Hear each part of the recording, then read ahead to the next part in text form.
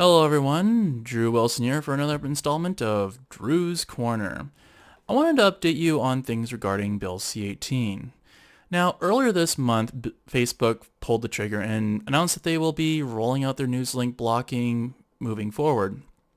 Now, the way it will work is that it'll be coming in waves throughout this month. So far, week one, and my site still lives. Fingers crossed. So, it's not a terrible sign starting things off, though I'm not entirely sure this means that much as of yet, but definitely kind of keeping an eye on things. And so the first question is, what does that mean for the Freezenet website in particular? As you know, Freezenet is just not just a YouTube channel, but it is also a full-fledged website. And the simple answer is that it won't actually mean that much for the site itself, at least directly.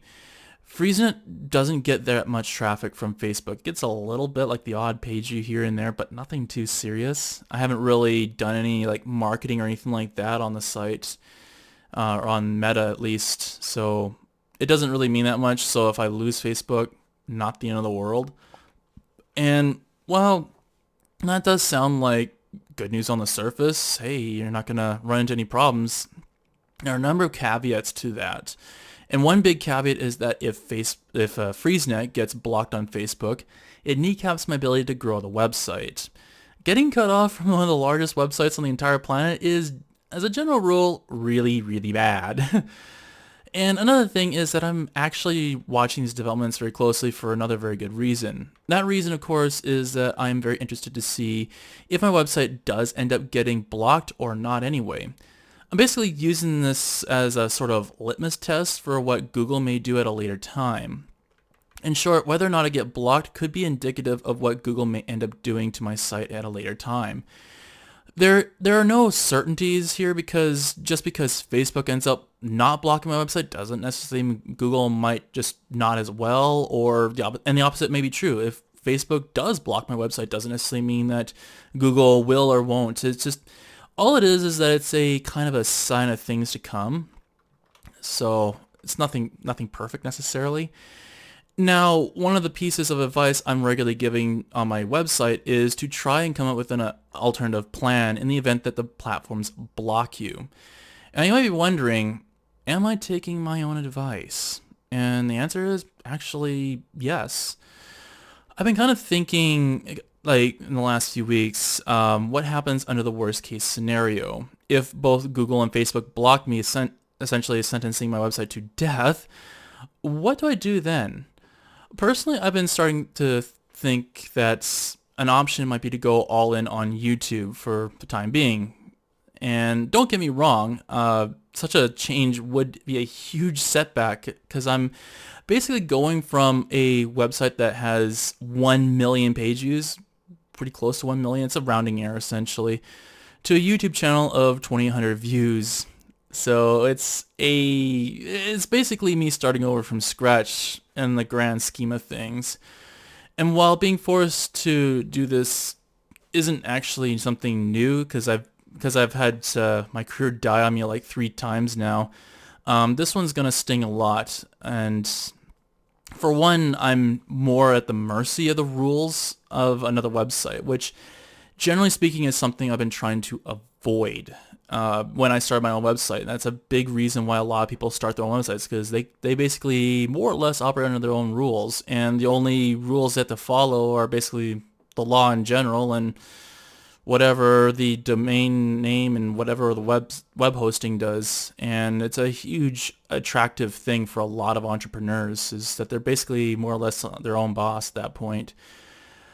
And for another, YouTube isn't exactly the greatest site for long-form journalism. In fact, I would have to give up my lifelong passion of long-form journalism for this. And just for context, I've been doing this long-form journalism business since September of 2005. So almost 19 years of experience suddenly coming to a screeching halt. And all this being replaced by a career on YouTube, which has been basically a sort of side gig since I think it was July 30th of 2019 I started the channel. So yeah, 4 years with a kind of an imperfect setup, as you can plainly see. So I, I will admit that if it does kind of come down to that, I do have a bit of an awkward situation where I'm basically sitting here and saying, hi everyone. This wasn't my first choice of a career, but here I am. If I can no longer promote my website, that's the situation I'll be forced into. And it just strikes me as a little bit weird, but it's kind of what I would have to do in that scenario if I choose to go that route.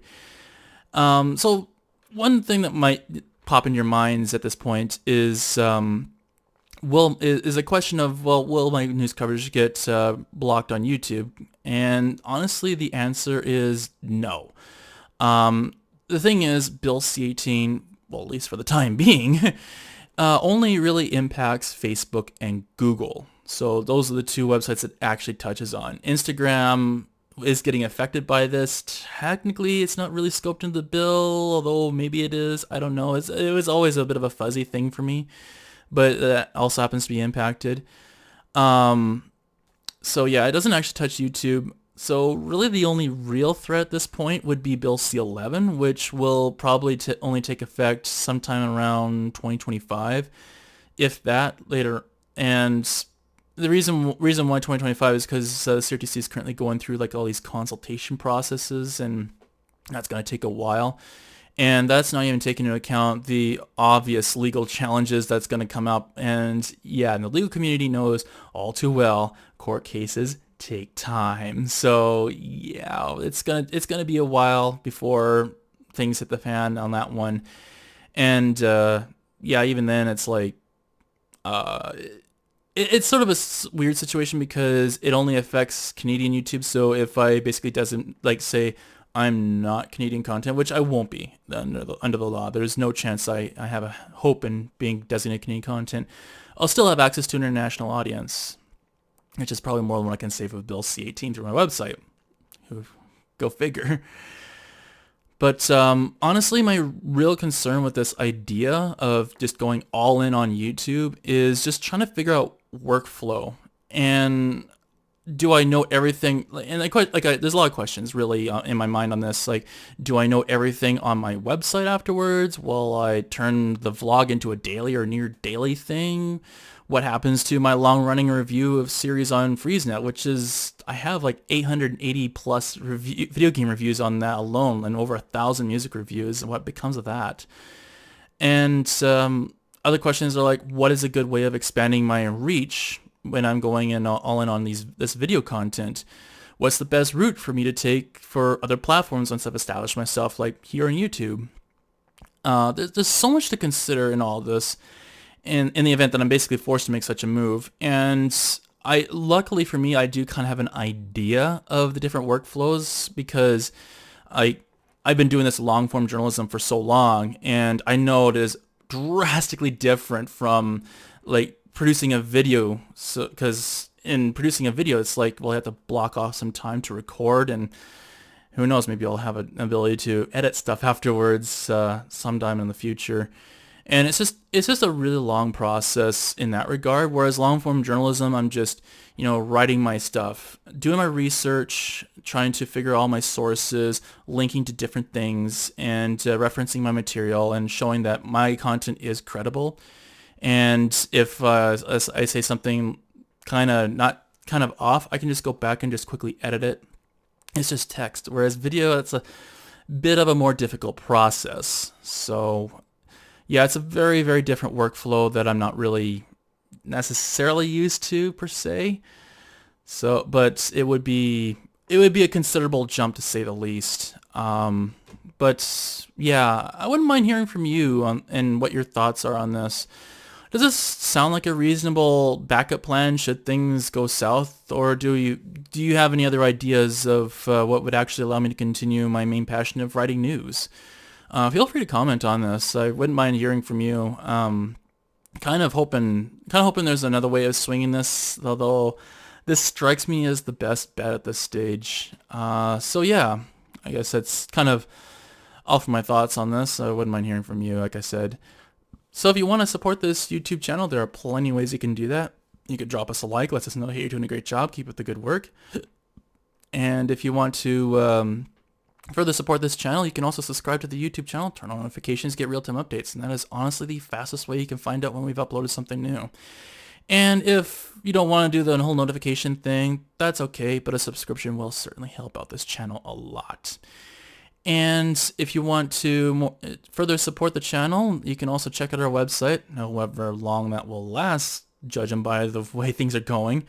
You can check it out at freezenet.ca, and you can get access to all the latest in music reviews, video game reviews. You have a whole bunch of news on digital rights and technology. And we even have a full-fledged wiki, so if you're not exactly a big fan of my commentary and how I feel about music, you can check out the music pretty much unfiltered. And it's a lot of music on that wiki. If you want to more directly support this channel, there's a few ways you can do that too. You can check out our Patreon page, patreon.com/Freezenet. And through that, you can get access to cool insider information. You can get early access to our podcast and a whole lot more. So a lot of really good stuff on there. But if subscriptions aren't your thing, but you still want to financially support us, there's another way you can do that. You can check out our coffee page, coffee.com/Freezenet. You can drop us a one-time donation there too if you like. So yeah, we'll make sure every dollar does count. It goes towards all the projects we're doing, the YouTube channel, our podcast, and of course our websites. So I guess that is all for now, and until next time, keep it cool.